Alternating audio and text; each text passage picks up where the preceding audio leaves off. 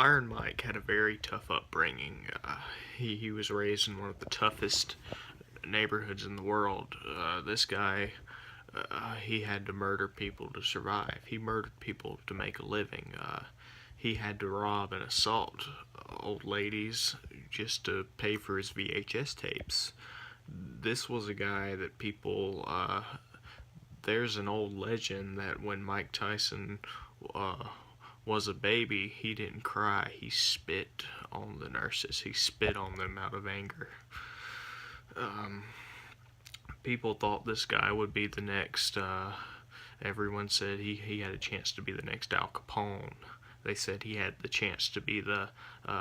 They said he was going to be the next BTK killer. That he was going to bind, torture, and kill. That's what people love to say about Mike, and it's true. Mike was pretty tough. He was a pretty tough guy, very tough. But then Mike found boxing. Cuz D'Amato found him, and they channeled and focused that anger and unbelievable strength.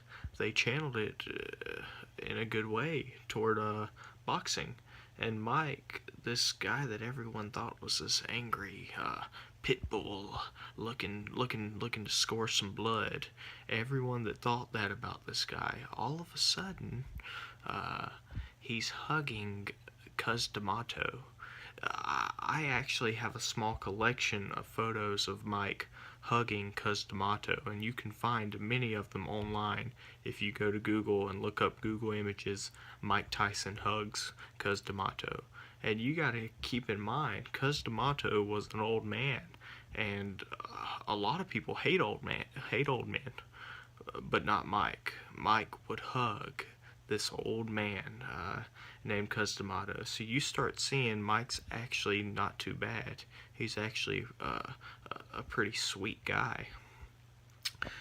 Uh, After every one of his fights as well, Mike, he would deliver these vicious knockouts with his brute strength. He trained all his life to knock these people out and win these fights, and still, first thing on his mind after he knocks them out, he goes over and he checks if they're okay, and uh, he he hugs the opponents, makes sure they're okay.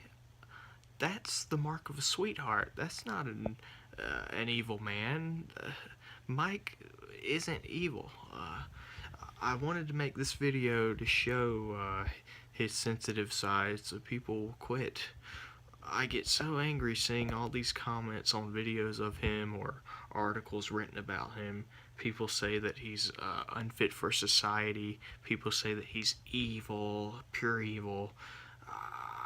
If I had a genie show up right now and give me 3 wishes, I'd say I only need one. And I'd wish that Mike had the ability to instantly transport to anyone that leaves a negative comment about him, that he would be able to instantly transport and knock them out unconscious or even dead, because people shouldn't be able to say things like they do about Mike.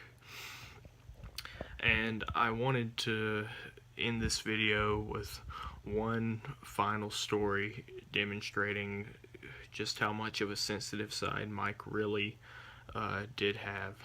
My friend got the chance to meet Mike back when he was an amateur boxer. Another one of the boxers had gone off the rails after a fight and went into the crowd, started punching people in the crowd, knocking people in the crowd out. And he comes up to my friend and he punches him on the arm, a direct hit to his forearm. And my friend, he was about to cry. It hurt him so bad, he was actually about to cry. Mike comes out, he sees my friend about to cry, and without even thinking, he goes up and sits beside my friend and says something to the effect of, there, little fella, everything's gonna be alright. And he rubs my friend's forearm for 6 minutes, just rubbing it to make him feel better, to soothe him. You can't tell me Mike is evil after he's done so many good things. He had to face tough things. He had to train hard. His business was fighting, but still, Mike was a very, very sweet man. Mike's heart, uh, Iron Mike's heart wasn't made of iron. In fact, it was made of gold.